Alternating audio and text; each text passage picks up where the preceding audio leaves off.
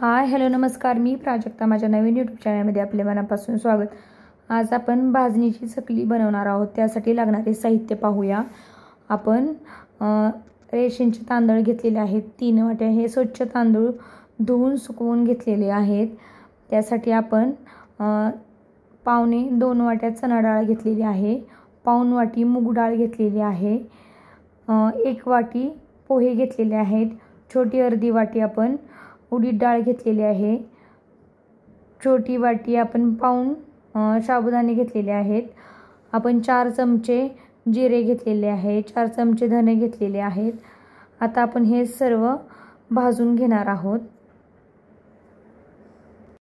आपण आता गॅसवरती कढई गरम करून घेतलेले आहे. त्याच्यामध्ये आपण जे तांदूळ स्वच्छ धुवून सुकवून घेतलेले आहेत ते आपण थोडेसे तांदूळ असे हलकेसे असे कलर चेंज होईपर्यंत आपण भाजून घेणार आहोत. तुम्ही पाहू शकता आपले तांदूळ छान फुललेले आहेत.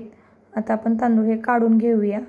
आपण त्याच कढईमध्ये लगेच आपण पावणे 2 वाट्या चणा डाळ घेतलेली होती, ती पण आपण भाजून घेणार आहोत हलकीशी.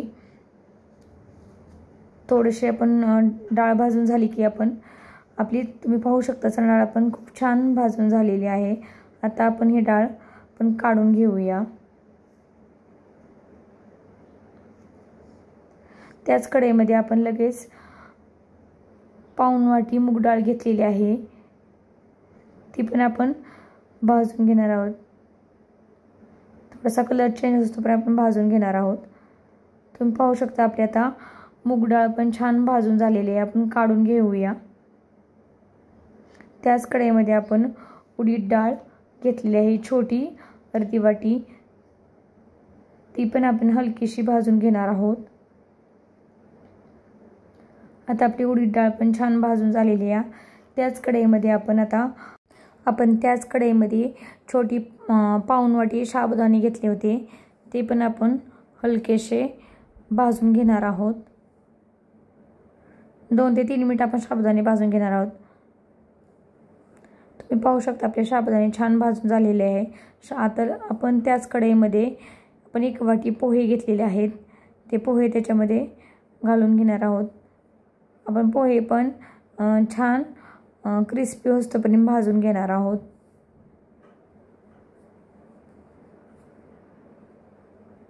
छान आपण गरम करून घेणार आहोत. तुम्ही पाहू शकता आपल्या पोह्यांचा पण कलर चेंज झालेला आहे. पोहे छान असे खरपूस असे भाजून झालेले आहेत. तुम्ही पाहू शकता हाताने चुरले तरी ते पोहे छान क्रिस्पी झालेले आहेत. आता आपण सर्व डाळ तांदूळ आपले भाजून झालेले आहेत. आपण त्याच्यामध्ये सुरुवातीला 4 चमचे जिरे घेतलेले ते आपण त्याच्यामध्ये टाकून घेणार आहोत. त्याच्यानंतर आपण 4 चमचे धने घेतलेले आहेत, ते पण टाकून घेणार आहोत. आपण हे सर्व गिरणीवरती याचं पीठ दळून घेणार आहोत. आता आपण हे पीठ दळून घेतलेलं आहे चकलीचं. आपण 3 वाट्या पीठ घेतलेलं आहे. त्याच्यासाठी 4 चमचे तेल, अर्धी वाटी आपण पांढरे तीळ, चवीनुसार मीठ, अर्धा चमचा हळद, 1 चमचा लाल मिरची पावडर. आपण आता गॅसवरती कढई गरम करून घेतलेली आहे. त्याच्यासाठी आपण 3 वाटी पिठासाठी आपण 2 वाट्या पाणी उकळण्यासाठी ठेवणार आहोत. आपण चकलीची उकड काढून घेणार आहोत आणि त्याच्या चकल्या बनवणार आहोत. त्यासाठी आपण 2 वाट्या पाणी घेतलेलं आहे. आपण त्याच्यामध्ये आता पाण्याला छान उकळी आणून घेणार आहोत. पाण्याला छान उकळी आली की आपण त्याच्यामध्ये चवीनुसार मीठ, लाल मिरची पावडर घेतलेली आहे ती, अर्धा चमचा हळद, म्हणजे तेल घेतलेलं आहे आपण, ते तेल पण त्याच्यात टाकून आपण ते सर्व मिक्स करून घेणार आहोत आणि त्याला एक छान उकळी आणणार आहोत. आपण उकळी आल्या की जे पीठ घेतलेलं होतं 3 वाट्या ते आपण त्याच्यामध्ये घालून फेटून घेणार आहोत. छान एकसारखं फेटून सर्व मिक्स करून त्याच्यामध्ये घ्यायचं. आता आपण त्याचा गॅस बंद करून घेऊया आणि सर्व त्या उकळलेल्या पाण्यामध्ये आपण सर्व मिक्स करून घेऊया. आता आपण झाकण टाकून 10 मिनिट असं हे झाकून ठेवणार आहोत. आपण 5 मिनिटानंतर आपण त्याच्यामध्ये पांढरे तीळ घेतलेले आहेत ते घालून घेणार आहोत आणि परत एकदा आपण हे सर्व हलवून घेणार आहोत. आपण आता हे सर्व थंड करण्यासाठी परातीमध्ये ओतून घेणार आहोत. थंड झाल्यानंतर ना आपण थोडंसं कोमट पाण्याचं किंवा थंड पाण्याचा थंड पाणी किंवा कोमट पाणी तुम्ही वापरून त्याचा घट्टसर असा डो मळू शकता. आपण थंड पाणी घेतलेलं आहे. आपण अजून थोडंसं पाणी घेणार आहोत. आपण याच्यामध्ये 4 चमचे पाण्याचा वापर केलेला आहे. तुम्ही पाहू शकता आपण छान असा घट्टसर असा डो बनवलेला आहे. आता आपण शेव घेणार आहोत. त्याच्यामध्ये आपण जे चकलीचं पीठ मळून घेतलेलं आहे त्याच्यामध्ये सर्व असं भरून घेऊन आपण ह्याच्या चकल्या पाडून घेणार आहोत. आपण एक प्लेट घेतलेली आहे. त्याच्यामध्ये आपण शेवग्याच्या साह्याने आपण चकल्या पाडून घेणार आहोत. तुम्ही हे पीठ घट्टसर ठेवले की त्याच्या छान काटे येतात.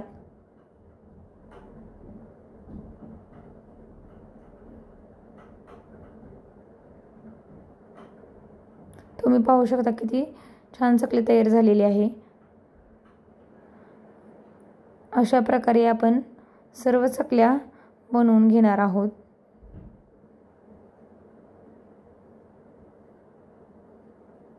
आपण अजून एकदा पाहूया चकली बनवून.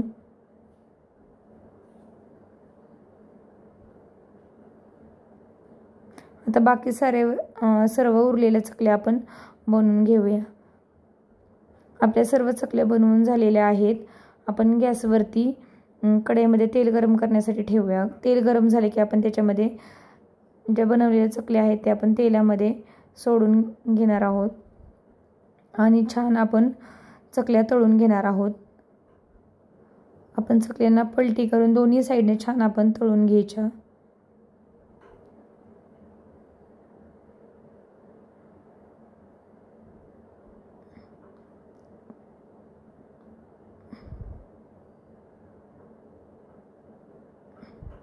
आपण आपल्या चकल्या कशा तळून झाल्या ते ओळखण्यासाठी आपण चकलीवरचे आपण जे तेलाचे छान बुडबुडे येतात ते थांबले गेले की आपण ओळखून जायचे की आपली चकली तयार झालेली आहे. तुम्ही पाहू शकता की आपल्या चकलीवरती तेल शांत होत आलेलं आहे. त्याच्यामुळे आपली चकली तळून तयार झालेली आहे. आपण आता ही चकली काढून घेऊया.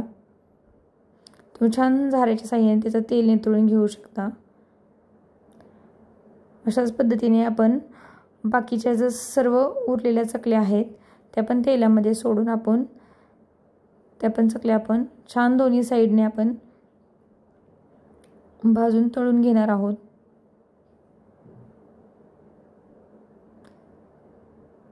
अशा पद्धतीने सर्व चकल्या आपण तळून घेणार आहोत. आता आपली छान भाजणीची चकली तयार झालेली आहे.